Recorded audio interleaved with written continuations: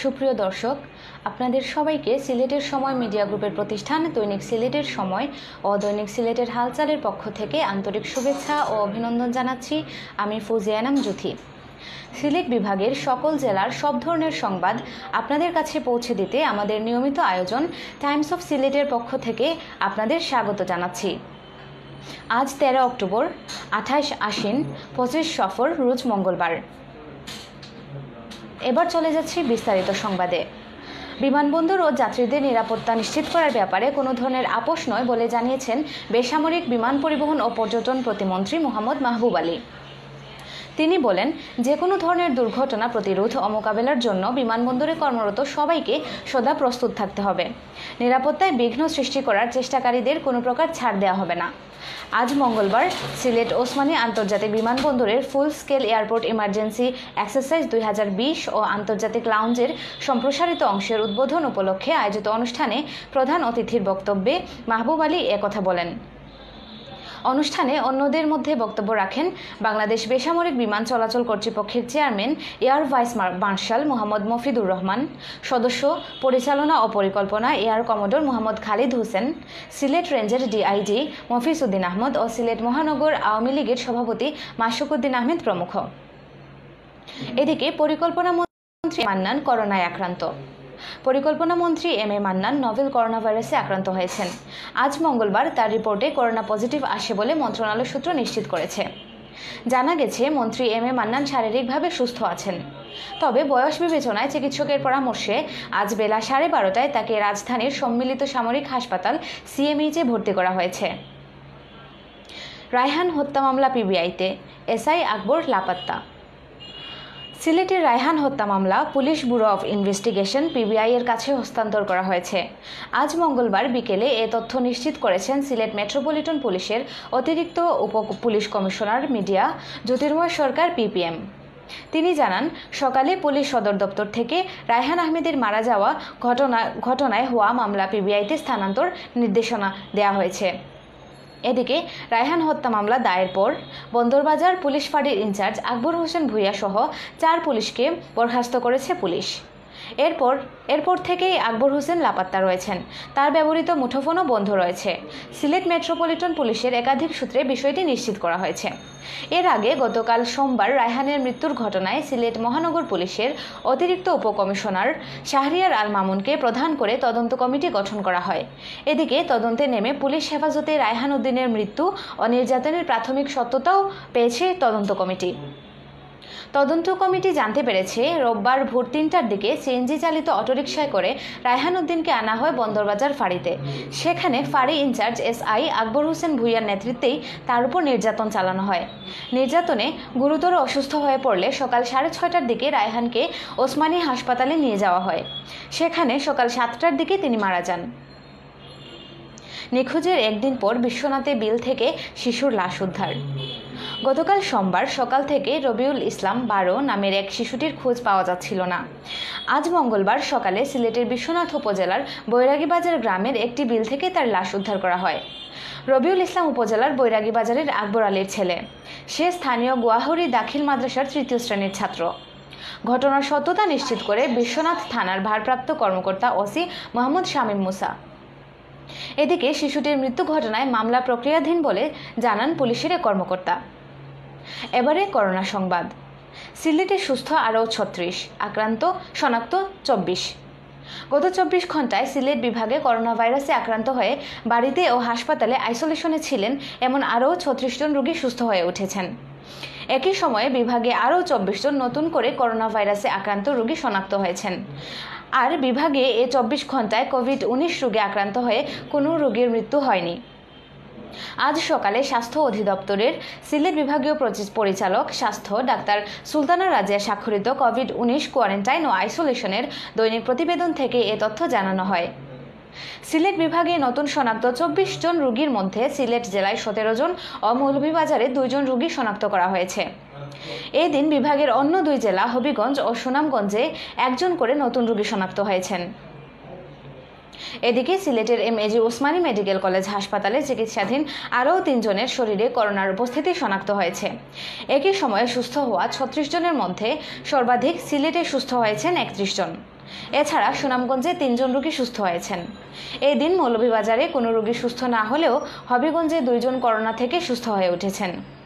আজ সকাল 8টা পর্যন্ত সিলেট বিভাগে করোনা প্রমাণিত রোগীর সংখ্যা 13,019 জন।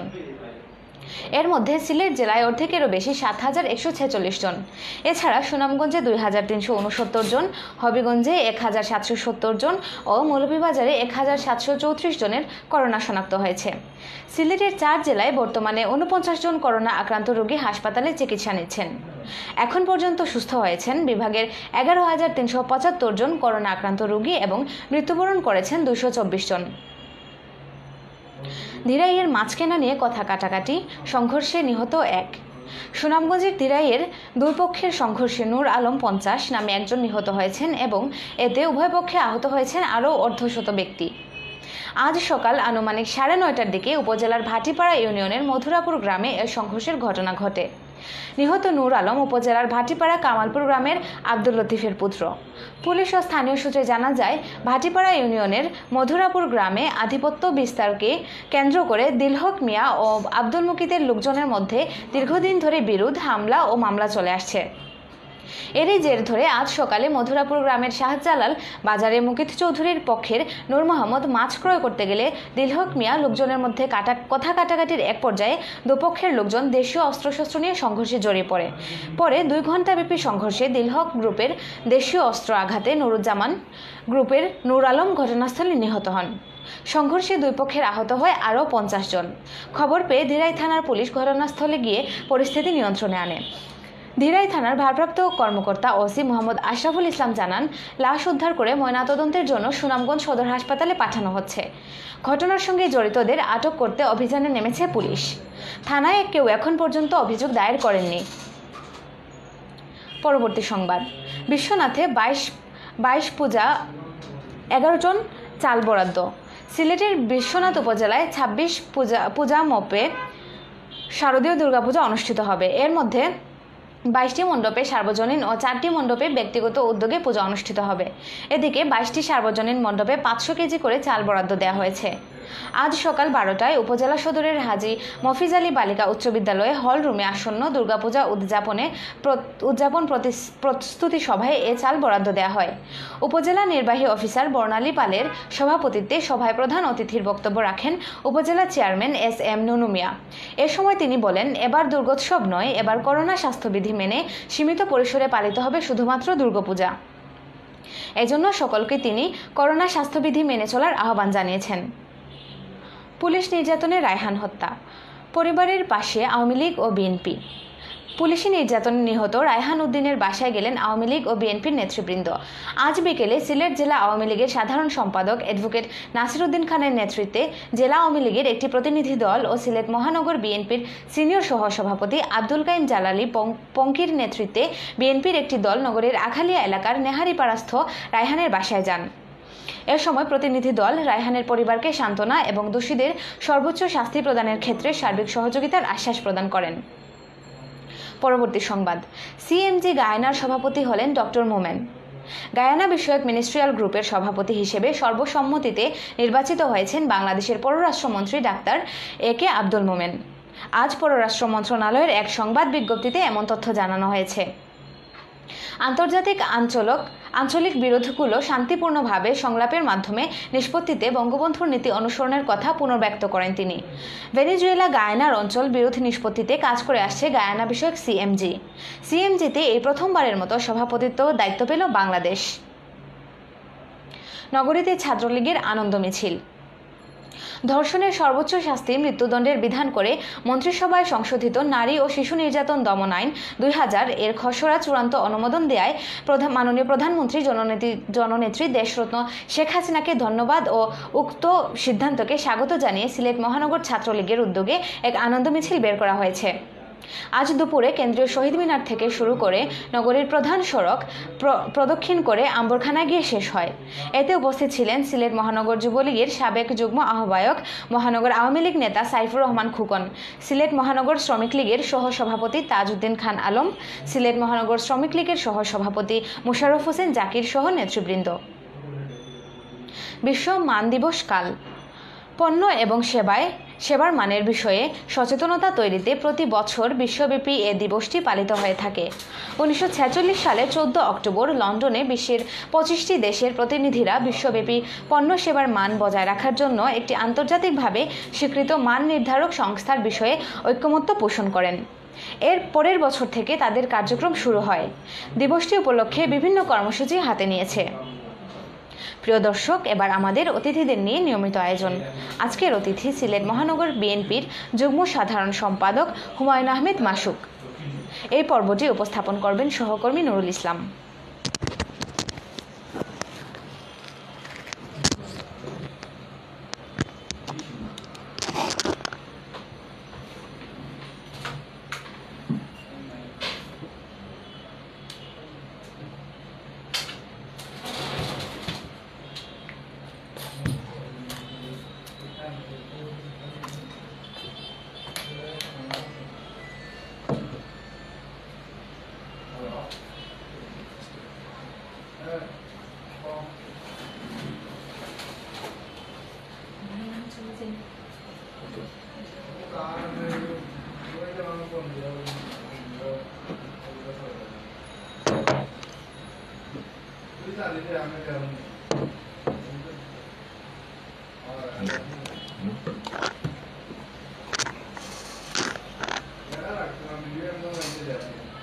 প্রিয় দর্শক, আপনাদের স্বাগত জানাচ্ছি আমাদের নিয়মিত আজকের এই নিয়মিত আয়োজনে আমরা আলাপ করব এবং আমাদের সাথে অতিথি হিসাবে উপস্থিত থাকবেন সিলেটের অত্যন্ত জনপ্রিয় রাজনীতিবিদ, সিলেট মহানগর আওয়ামী লীগের যুগ্ম সাধারণ সম্পাদক জনাব হুমায়ুন আহমেদ মাসুক। তার আগে আমি একটু আপনাদের সাথে আলাপ করতে চাই, একটু আপনাদেরকে সাথে আজকে কয়েকদিন যাবৎ সিলেটে বেশ কিছু ঘটনা ঘটছে এবং সেই ঘটনা নিয়ে আমরা আপনাদের সাথে সবসময় গুরুত্বপূর্ণ সংবাদগুলো এবং সেই ঘটনাগুলো সংক্ষিপ্তভাবে আপনাদের কাছে তুলে ধরার চেষ্টা করছি।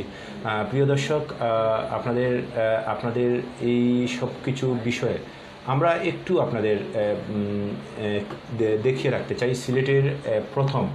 সিলেটের প্রথম অনলাইন পোর্টাল হচ্ছে সিলেটের সময় এবং যেটি অনলাইন ইংলিশ এবং বাংলা ভার্সন হচ্ছে। এবং সিলেটের এই অনলাইন পোর্টালে আপনারা সিলেটের হালচালের আপনাদের সব ধরনের সংবাদ পাবেন। এবং কিভাবে পাবেন একটু আমি আপনাদেরকে দেখিয়ে দিতে চাই। এবং সিলেটের ই-পেপারগুলো আমরা সংযুক্ত করেছি, আজ থেকেই এই ভার্সনটি আমরা চালু করেছি। আপনারা দেখতে পারবেন আপনাদের যে কোনো সংবাদ আমাদের সাইট থেকে আপনি সংগ্রহ করতে পারবেন। আমাদের সাইটের একটু আপনাদেরকে দেখিয়ে রাখতে চাই, এই যে যেগুলো সিলেটের কোনো পত্রিকা এখন পর্যন্ত হয়নি। সিলেটের ন্যাশনাল পত্রিকাগুলো যেভাবে করে, যেমন আমরা দেখছি আপনি লোগো নিতে পারেন, সেখান থেকে আপনার যে সংবাদ প্রচারিত হয়েছে সেই সংবাদটির উপর ক্লিক করলে আপনি সংবাদটি পেয়ে যাবেন, এবং আপনার পুরো সংবাদটি পেয়ে যাবেন। এবং আপনার সংবাদের বাকি অংশটি পেতে হলে যেমন এই মাননীয় প্রধানমন্ত্রী একটি সংবাদের লেখা আছে পৃষ্ঠা 2 কলামের 3 অংশটি আপনাকে যেতে হলে আমরা 2 পৃষ্ঠার এই অংশে চলে যাব। 2 পৃষ্ঠায় আমরা ক্লিক করব এবং 2 পৃষ্ঠায় ক্লিক করে আপনাদেরকে সেই বাকি অংশটুকু আপনি পেয়ে যাবেন। এই হচ্ছে আপনার সব ধরনের সংবাদ। এই সংবাদগুলো পেতে হলে আমাদের বা আপনার এই সংবাদ সংগ্রহ করতে হলে কিভাবে করবেন আমরা একটু আপনাদের দেখিয়ে দিতে চাই। এই হচ্ছে আমাদের পোর্টালটি, সিলেটের সময় আমাদের পোর্টালটি। এবং সিলেটের আপনাদের আমরা দেখিয়ে রাখতে চাই ইংলিশ এবং ই পেপার আছে। ই পেপারে আপনি যদি ক্লিক করেন, ই পেপারে ক্লিক করার সাথে সাথে আপনি চলে যাবেন আমাদের ই পেপারের সংস্করণে। এবং এই পেপারের সংস্করণে সেখান থেকে আপনি আপনার যে সংবাদটি সংগ্রহ করতে পারবেন। এবং আজকের আজকের যে গুরুত্বপূর্ণগুলো সবগুলো সংবাদ এখানে আছে। এবং আমরা প্রত্যেক দিন এভাবে আপনাদের পাঠকদের সুবিধার্থে এবং পাঠকরা যাতে তাদের সব ধরনের সংবাদ সংগ্রহ করতে পারেন সেই থেকে আমরা এ ধরনের আয়োজন করেছি। আপনারা যদি সংগ্রহ করেন আপনাদের সংবাদটি আপনারা এখান থেকে সংগ্রহ করতে পারবেন। প্রিয় দর্শক, আমরা একটু আজকে আলাপ করতে চাই আপনাদের সিলেটের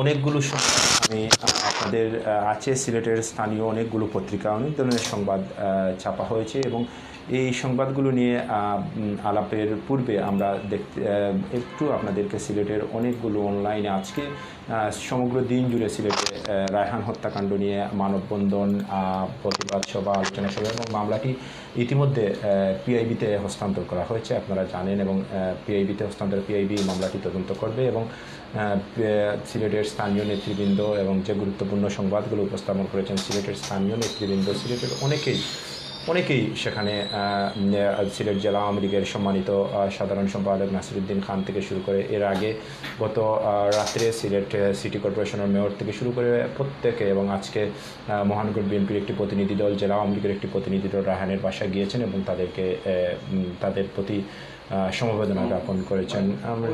আমরা একটু সব বিষয়ে সকল শেষ আমরা একটু সিলেটের গুরুত্বপূর্ণ অনলাইন পোর্টালগুলো নিয়ে একটু আলাপ করতে চাই। আমরা দেখতে চাই সিলেটের অনলাইন পোর্টালগুলো সর্বশেষ কী সংবাদ তাদের। আমরা প্রথমেই সিলেট ভিউতে আমরা দেখেছি সিলেটের সবচেয়ে গুরুত্ব সহকারে চাপা হয়েছে পুলিশি নির্যাতনে রায়হানের মৃত্যু এসএমপি কমিশনারকে বিবাদী করে হাইকোর্টের রিট। আমরা দেখতে চাই একটু দেখব সিলেট টুডে কোন সংবাদটিকে গুরুত্ব দিয়েছে।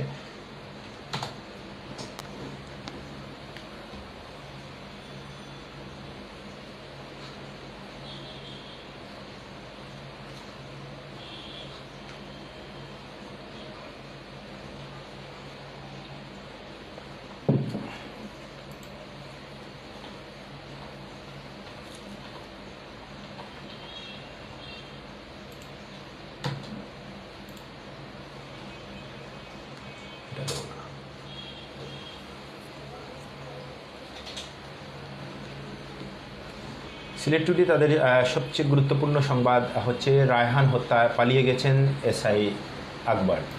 তাদের আমরা দেখব একটু সিলেট বয়েজ কী সংবাদটা কোন সংবাদটিকে সবচেয়ে গুরুত্ব দিয়েছে। আমরা একটু সিলেট প্রতিদিনও দেখে নিই।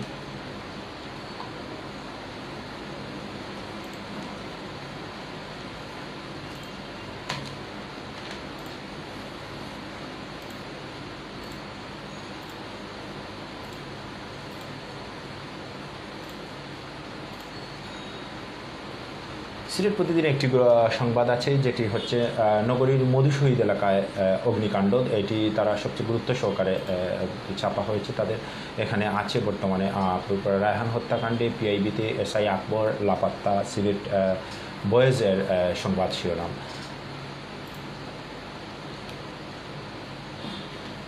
আমরা একটু দেখতে চাই সিলেট নগরীর মধুশহীদ এলাকায় অগ্নিকাণ্ডের বিষয়টি আসলে কি। সিলেট নগরীর রিকাইবাজার মধুশহীদ এলাকায় অগ্নিকাণ্ডের একটি ঘটনা ঘটেছে। অগ্নিকাণ্ডের যে ঘটনাটি ঘটেছে আজ সন্ধ্যা 6টায় মধুশহীদ শামসুল হক নামে এক ব্যক্তির বাসায় অগ্নিকাণ্ডের ঘটনাটি ঘটেছে। সিলেটের ফায়ার সার্ভিস দায়িত্বরতরা জানান মধুশহীদের একটি বাসায় আগুনে লাগার খবর পেয়ে ফায়ার সার্ভিসের একটি টিম সেখানে যায়। ইতিমধ্যে ফায়ার সার্ভিসের টিমটি আগুন নিয়ন্ত্রণে এনেছেন, তবে ক্ষতিপূরণের কিছু বলা যাচ্ছেন না। প্রত্যক্ষদর্শীরা জানাচ্ছেন বিদ্যুৎ সার্কিটের থেকে এই অগ্নিকাণ্ডের ঘটনাটি ঘটেছে।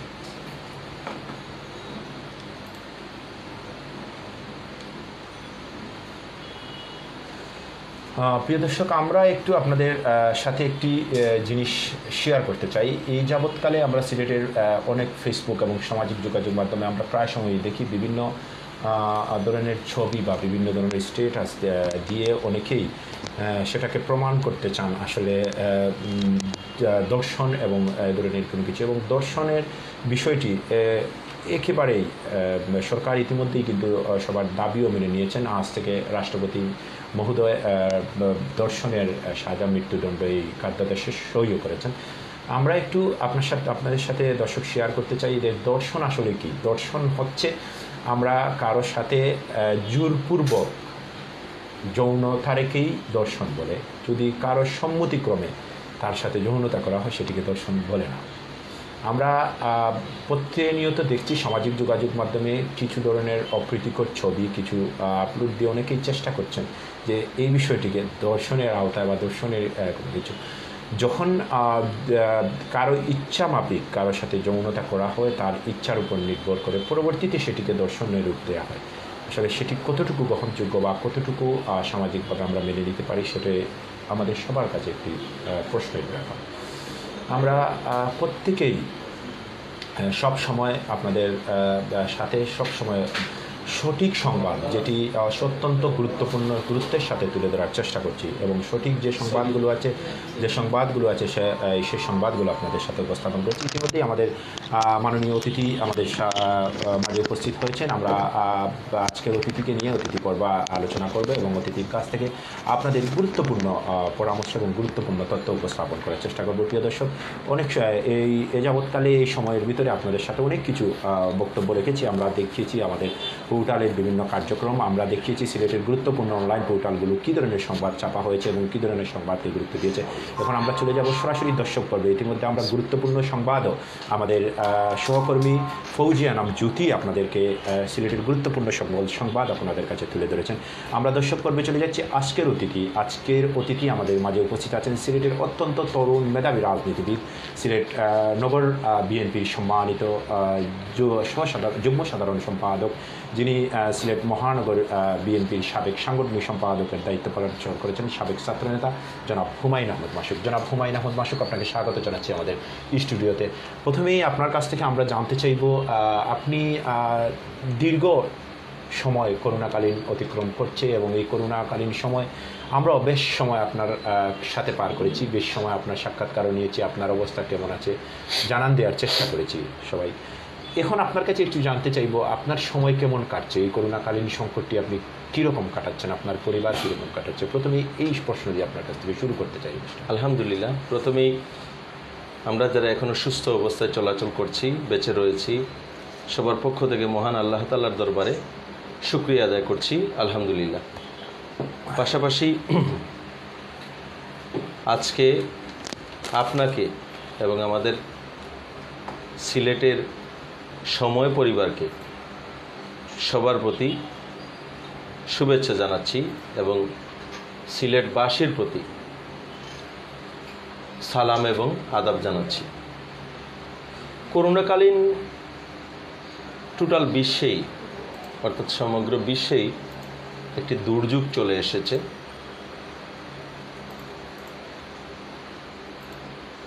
মহামারী দুর্যোগ পৃথিবীর বুকে এর আগেও এসেছে, আমরা ইতিহাস থেকে জেনেছি। এই সময়টায় আমরা কিভাবে কাটাচ্ছি, আসলে প্রথমেই মহান আল্লাহ তাআলার উপর অগাধ বিশ্বাস এবং ভরসা, পাশাপাশি নিজেকে এবং আশপাশকে নিয়েই আমাদেরকে বাঁচতে হবে। তো আমরা আলহামদুলিল্লাহ আপনাদের সবাইকে নিয়ে বেঁচে রয়েছি। করোনাকালীন প্রথম থেকে আপনি যেটা বলেছেন, আপনারা যেভাবে মাঠে ছিলেন আমরাও মাঠে ছিলাম। এই দুর্যোগময় মুহূর্তে ব্যক্তিগত পক্ষ থেকে, বিভিন্ন সংস্থার মাধ্যমে, বিভিন্ন সংগঠনের পক্ষ থেকে এবং আমার রাজনৈতিক দল বাংলাদেশ জাতীয়তাবাদী পরিবারের পক্ষ থেকেও আমরা মাঠে ছিলাম, এখনও আছি আলহামদুলিল্লাহ, সবাইকে নিয়ে সুস্থ রয়েছি। তো এই বিষয়টি সম্ভব, আসলে আমাদেরকে সচেতন থাকতে হবে, আতঙ্কিত হলে চলবে না। আর বিশেষ করে বাংলাদেশের মতো এই জনবহুল রাষ্ট্রগুলোতে আমরা একদম আতঙ্কিত হলে চলবে না, আমাদেরকে সতর্কতার সহিত এই দুর্যোগ মোকাবেলা করতে হবে। জনাব হুমায়ুন আহমদ মাসুক, আমরা একটু সমসাময়িক বিষয় নিয়ে আপনার সাথে আলাপ করতে চাই।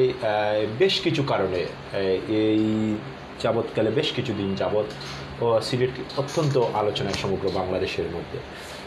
প্রথমেই আমি একটু শুরু করতে চাই এমসি কলেজের এই দর্শনের পর সিলেটে বেশ দর্শনের ঘটনা নাড়া দিয়েছে এবং বেশ দর্শনের ঘটনাও ঘটেছে। এ নিয়ে যাবৎকালে অনেকগুলো ঘটনা এই বিগত এক মাসের মধ্যে অনেক দর্শনের ঘটনা বেশি ঘটেছে। এগুলো নিয়ে আমি আপনার একটু একজন রাজনীতিবিদ হিসাবে আপনার বক্তব্য জানতে চাইব। আরেকটি বিষয় আমরা দেখেছি, আজকেও আপনার মহানগর বিএনপির একটি প্রতিনিধি দল এই পুলিশি নির্যাতনে রায়হান হত্যা হয়েছে তার পরিবারের পাশে গিয়েছেন এবং তার পরিবারের প্রতি সমবেদনা জানিয়েছেন এবং তার পরিবার এবং তার স্ত্রীকে সান্ত্বনা দেওয়ার, মাকে সান্ত্বনা দেওয়ার চেষ্টা চালিয়েছেন এবং বেশ সময় অতিবাহিত করেছেন। আমরা একটু এই পুলিশি নির্যাতনে হত্যাকাণ্ড, এই ধরনের একটি হত্যাকাণ্ড, এবং আমি একটু চট্টগ্রামের ঘটনাটিতে আসতে চাই। এই ধরনের ঘটনা এসআই প্রদীপ সাহেবের দিয়েও একটি এ ধরনের ঘটনা ঘটিয়েছিল। তো পুলিশের এই কার্যক্রম এবং দর্শনের ঘটনা সব মিলিয়ে কেমন আছে সিলেট, আপনি মনে করছেন একজন রাজনীতিবিদ হিসেবে, যদি আপনার বক্তব্যটি আমরা দর্শকদের শুনি। প্রথমেই আপনাদের মাধ্যমে যেটা আমি জানাতে চাই, প্রথমেই আমি কৃতজ্ঞতা প্রকাশ করছি আমার ব্যক্তিগত পক্ষ থেকে, আমাদের বাংলাদেশ জাতীয়তাবাদী দলের পক্ষ থেকে। এই লোমহর্ষক ঘটনাগুলো আমরা খুব কাছ থেকে দেখেছি। এগুলাকে ধামাচাপা দেওয়ার জন্য অন্য খাতে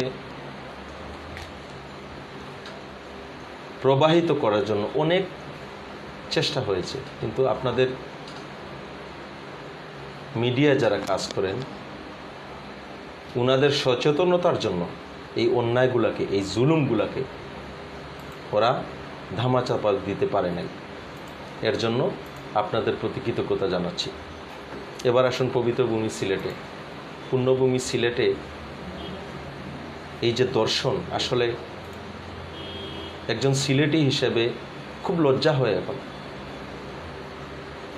যে সিলেট বাংলাদেশের বুকে পর্যটন নগরী হিসেবে পরিচিত, যে সিলেট সারা বাংলাদেশের মানুষের হৃদয়ে একটি পবিত্র পুণ্যভূমি হিসেবে পরিচিত, সেই সিলেটের মাটিতে এবং একটি ঐতিহ্যবাহী বিদ্যাপীঠ আমাদের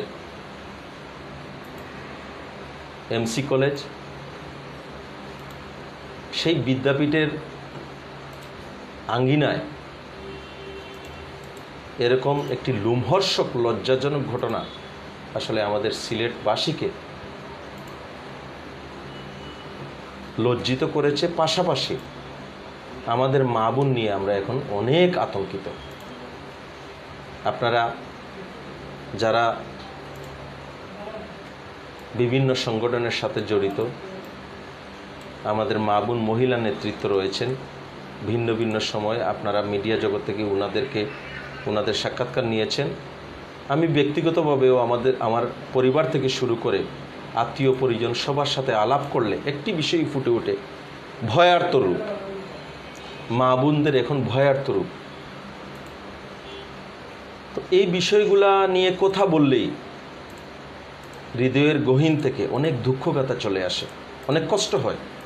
আজকে এই পুণ্যভূমি সিলেটে কি হচ্ছে,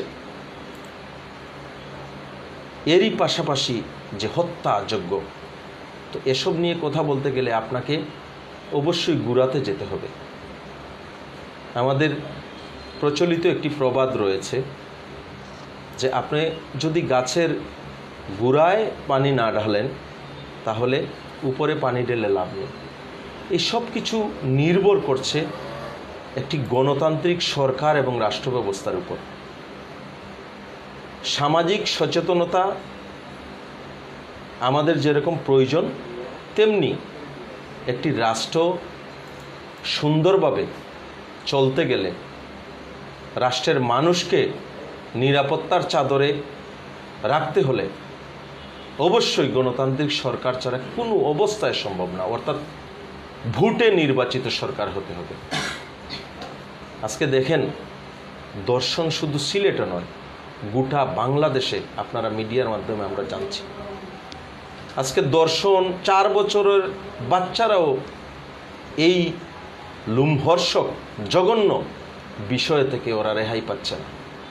আজকে কোথায় গিয়ে দাঁড়িয়েছে সামাজিক নিরাপত্তা, কোথায় গিয়ে দাঁড়িয়েছে সামাজিক ন্যায় বিচার, আজকে কোথায় গিয়ে দাঁড়িয়েছে আইনের শাসন, আজকে কোথায় গিয়ে দাঁড়িয়েছে শান্তি শৃঙ্খলা, কোন জায়গাটায় আজকে মানুষ শান্তি পাচ্ছে, কোন জায়গাটায় আমরা নিরাপদ বোধ করছি। আজকে কোনো একটা জায়গা নেই আমাদের নিরাপদ বোধ করার। আজকে আমরা আতঙ্কিত। আজকে আমরা ঘর থেকে বের হলে আবার ঘরে ফিরে যাব কিনা আমরা দ্বিধাদ্বন্দ্বে ভুগতে থাকি। এরপরেও এই স্বাধীন বাংলার মাটিকে, সোনার বাংলাদেশকে আপনি আমি যদি সঠিক জায়গায় আমরা নিয়ে যেতে চাই, এই বিশৃঙ্খলা, এই জুলুম, এই দর্শন, এই হত্যাযজ্ঞ থেকে যদি আমরা বেরিয়ে আসতে চাই, তাহলে সুষ্ঠু তদন্তের মাধ্যমে প্রতিটি ঘটনার যেভাবে উপযুক্ত কঠোর শাস্তি হওয়া প্রয়োজন, তেমনি এই সংস্থাগুলোকে, যারা বিশেষ করে ইদানিং যে পুলিশের যে কর্মকাণ্ড, দর্শনের পরেও আমি এটা না বলেই পারছি না, একটা লোমহর্ষক জঘন্য অপরাধ হয়েছে। আপনারা মিডিয়ার মাধ্যমে আমরা জেনেছি, ছাত্রদল সহ অনেক ছাত্র সংগঠন এর প্রতিবাদ করেছে। আমি দেখেছি ছাত্রদলের এই প্রতিবাদকে পরের দিনই কীভাবে নির্মমভাবে পুলিশ ভাইয়েরা পিটিয়েছে। পুলিশ ভাইয়েরা একদম মানে মরিয়া হয়ে ওদেরকে বেধড়ক পিটিয়েছে। একটি জঘন্যতম ঘটনার প্রতিবাদ যদি কেউ কোনো সংগঠন করতে না পারে, আজকে আপনি যদি কথা বলতে না পারি, মানুষ দেখেছি কোনো ঘটনায় দুঃখ পেলে অন্ততপক্ষে আর কিছু না পারুক, কান্না করেও নিজের বুককে হালকা করে নিজেকে সান্ত্বনা দেয়। আজকে আমাদের এ সুযোগটুও নেই। কোথায় আমরা বসবাস করছি? এটার নাম কি স্বাধীন রাষ্ট্র? এর জন্য প্রথমেই এর গোড়ায় যেতে হবে, এই সংস্থাগুলোকে ঢেলে সাজাতে হবে। আজকে যে পুলিশ ভাইদের নামে বদনাম, আজকে যে জায়গায় জায়গায় প্রদীপ সৃষ্টি হচ্ছে, এগুলা মূলে যেতে হবে। আমি গুটি কয়েক প্রদীপের জন্য টোটাল পুলিশ বাহিনীর উপর দোষ চাপাতে চাই না। এই পুলিশ বাহিনীর অনেক ঐতিহ্য রয়েছে বাংলাদেশে। এদের স্বাধীন হওয়ার পিছনেও ওদের অনেক অবদান রয়েছে। এই পুলিশ বাহিনী সাধারণ মানুষের সাথে কাঁধে কাঁধ মিলিয়ে দেশের জন্য যুদ্ধ করেছে, এটার ইতিহাস রয়েছে। আমাদের এই পুলিশ বাহিনী জাতিসংঘে আজকে কাজ করছে, অনেক সুনাম কুড়াচ্ছে। কিন্তু আমার দুঃখ হয়, এ ধরনের গুটি কয়েক প্রদীপ মার্কা, প্রদীপের অনুসারী, প্রদীপের উত্তরসূরি এই আকবরদের জন্য আজকে টোটাল পুলিশ বিভাগ আজকে ছিন্ন ভিন্ন হয়ে যাচ্ছে।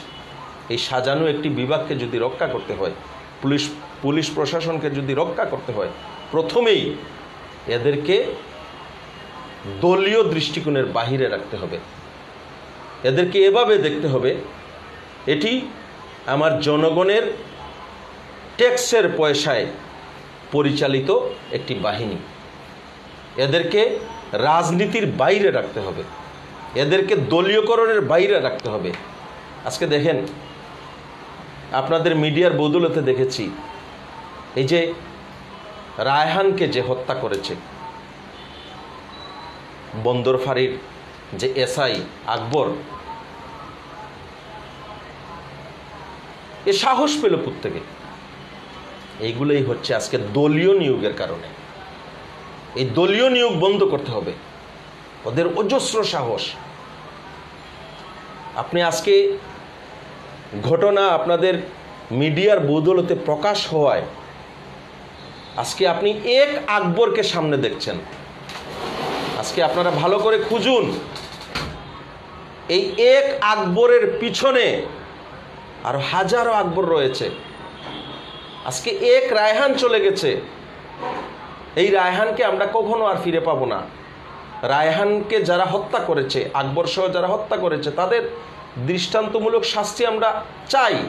এদের শাস্তি হোক, হতেই হবে এদের শাস্তি, কিন্তু আরো হাজারো রায়হানকে বাঁচানোর উদ্যোগ নেন। এই সমস্ত যারা অপরাধী রয়েছে, অর্থাৎ প্রদীপের আকবরের অনুসারীরা রয়েছে, এদেরকে আজকে চিহ্নিত করার সময় এসে গেছে। এদেরকে চিহ্নিত করতে হবে, হাজারো রায়হানকে বাঁচাতে হবে এবং এই ঐতিহ্যবাহী স্বাধীন রাষ্ট্রের পুলিশ বাহিনীকে বাঁচাতে হবে।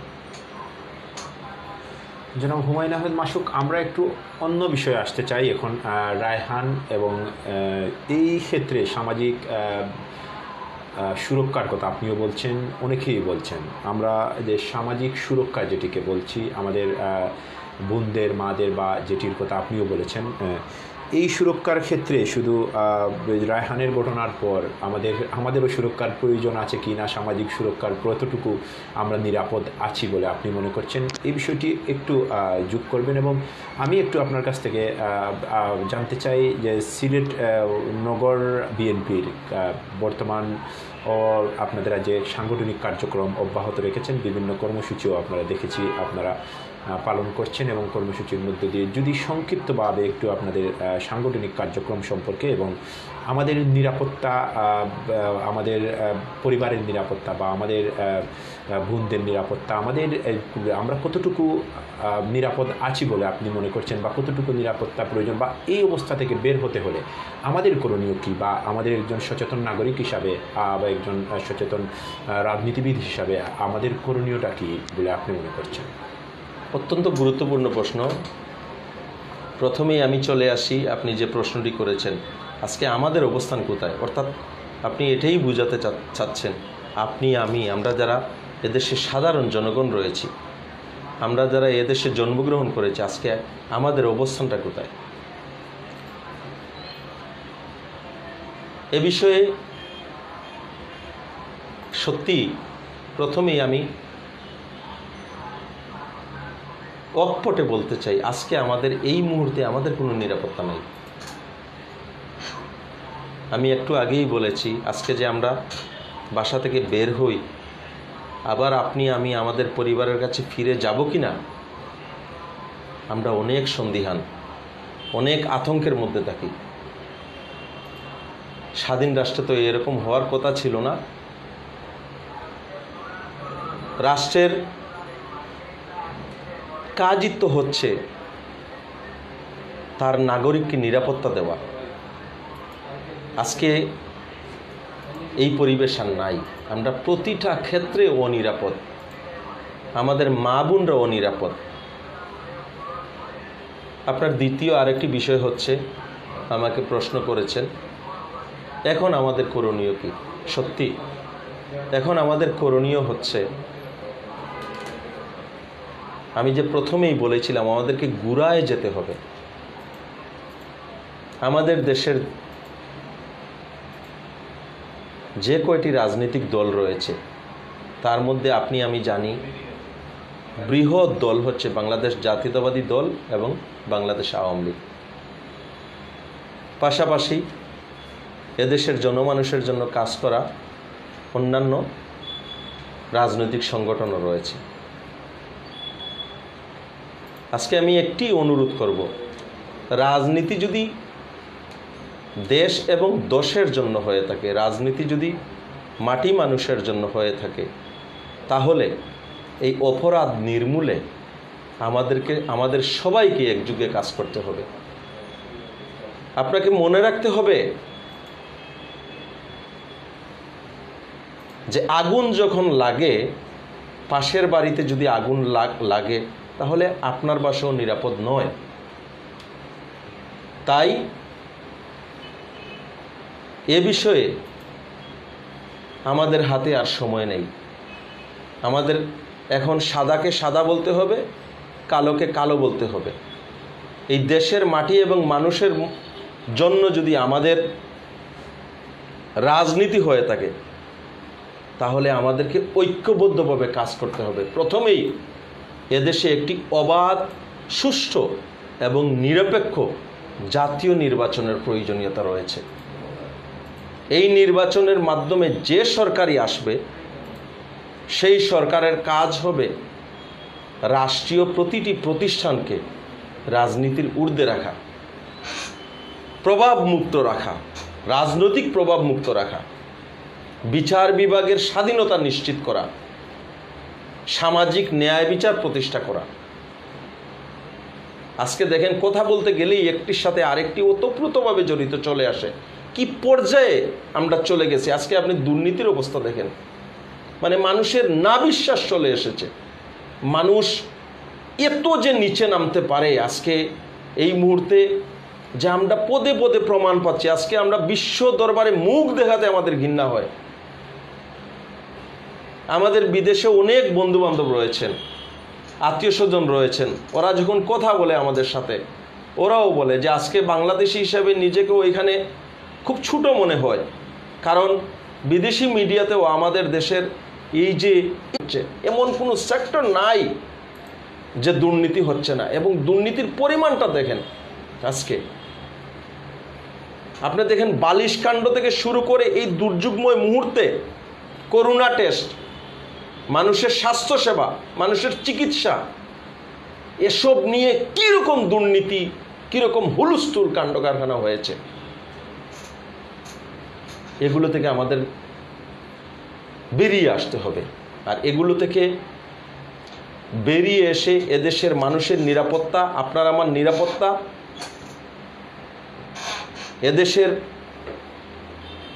মাটি এবং মানুষের ভাগ্য উন্নয়নের জন্য কাজ করতে হলে অবশ্যই একটি জাতীয় সুষ্ঠু নির্বাচনের প্রয়োজন রয়েছে, যেখানে বাংলাদেশের মানুষ নির্দ্বিধায়